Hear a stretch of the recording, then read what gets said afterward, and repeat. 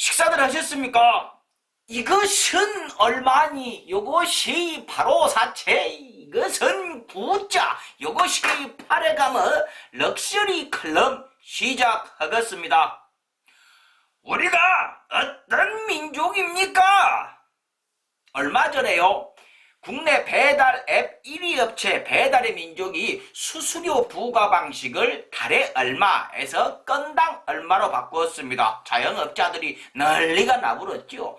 그동안 울며 겨자 먹기로 부글부글하도 참던 그런 마음들이 이번에 폭발을 한 것 같습니다. 물론 엊그제 사과를 하긴 했지만요, 그전까지만 해도 문제가 없다, 오히려 52.8%의 가게들은 더 낫다, 요렇게 얘기를 했죠.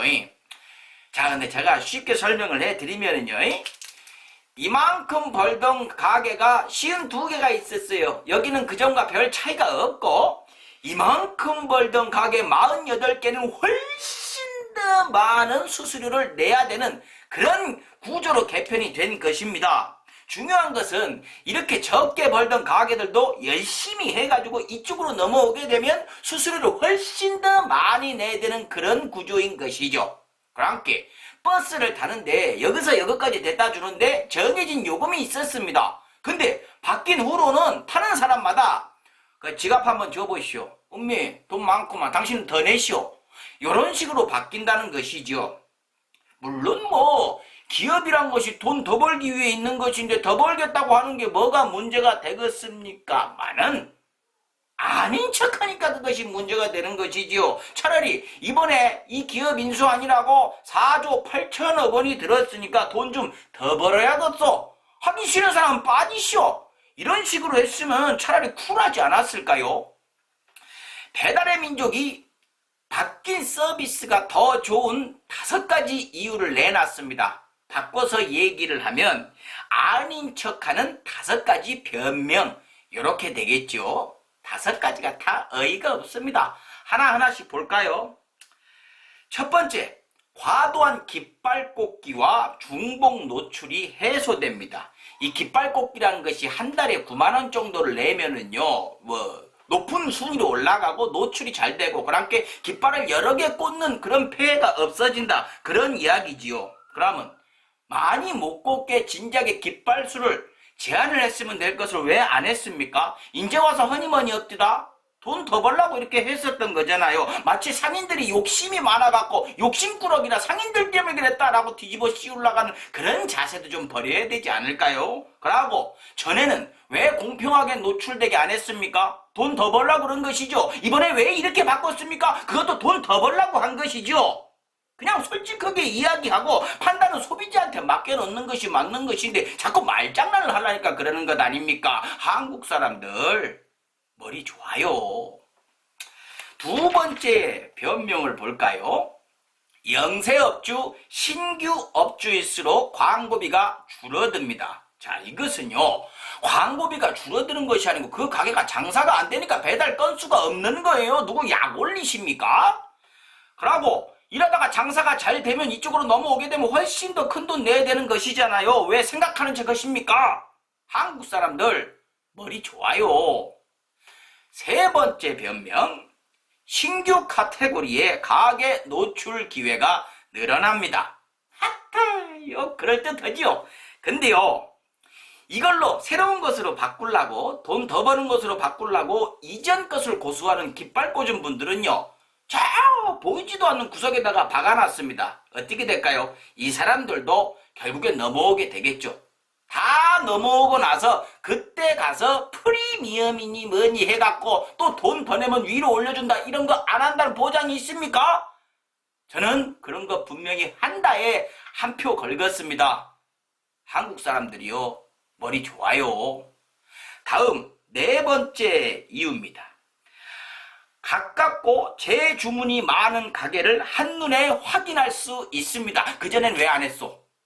그전부터 했으면 문제가 안 되는 것을, 할 수 있는 것을 안 하고서 이제부터 한다고 생색을 냅니까? 이것도 돈 더 벌라고 이렇게 했었던 거 아닌가요? 이제 와서 이러지 맙시다.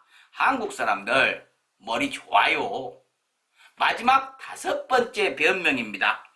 이게 제일 웃겨요. 전 세계 최저 수준의 아따 말도 헷갈려보네. 전 세계 최저 수준의 수수율 아따 참말로. 다섯 번째, 전 세계 최저 수준의 수수료율이 적용됩니다. 5.8%. 그럴듯하지요. 근데요, 전 세계에서 대한민국보다 배달 문화가 발달된 곳이 있습니까? 그러고 음식점의 배달 비율과 건수가 다른 나라에 비해 압도적으로 많지 않아요? 그래서 당신들이 4조 8천억이나 주고 합병하고 독과점 시장 만들어 놓은 것 아닙니까? 숫자 갖고 이렇게 사람도 속이려고 하지 마시오. 다른 나라는 속일 수 있을지 몰라도 한국 사람들 머리 좋아요. 제가 너무 뭐라고만 했습니까? 하긴 저 같은 놈한테 욕먹으면 기분이 언짢겠죠. 물론 배달의 민족 덕분에 배달 시장이 커지고 편리해지고 소자본으로 창업이 가능해지게 한 이런 부분들은 인정합니다. 그 공을 인정받아서 엄청난 매출을 올리신 거잖아요. 근데 더 엄청나게 벌어먹었다고 독과점 시장 만들자마자 이런 짓거리를 한 거 아닙니까? 그것도 코로나 전국에 묻어가려고. 경쟁자가 없는 시장을 만들어 놓고 일방적으로 가격 올려불고 그 피해는 소비자들이 고스란히 뒤집어 써불고 창업이 쉬워졌다고요? 솔직히 얘기를 해봅시다. 자영업자의 비율이 다른 나라에 비해서 어마어마하게 높은 대한민국에서 이것이 과연 긍정적일까요? 저는 아니라고 봅니다.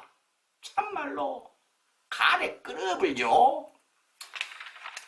다행히도요, 엊그제 경기도지사가 공공배달앱 개발을 선언했습니다.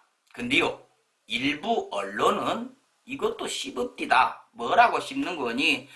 공짜가 아니라는 둥, 세금으로 한다는 둥, 기업의 얘기가 맞다는 둥, 누군지 밝히지도 않은 자영업자는 이 앱이 훨씬 더 편리하고 좋다고 얘기했다는 둥, 이런 얘기를 합니다. 정해져 있죠? 이런 얘기하는 언론들은요. 예, 여러분들이 생각하는 그 언론들, 그분들입니다. 제발 한 번만이라도 기업들 편 말고 사람들 편에 좀 쓰면 안 되겠습니까? 사람이 아니라서 그렇습니까? 이것은 좀 위험한 얘기다. 아무튼 좀 독자가 있어야 기업들도 돈을 꽂아주는 것이니까 조금만 생각해 주시오.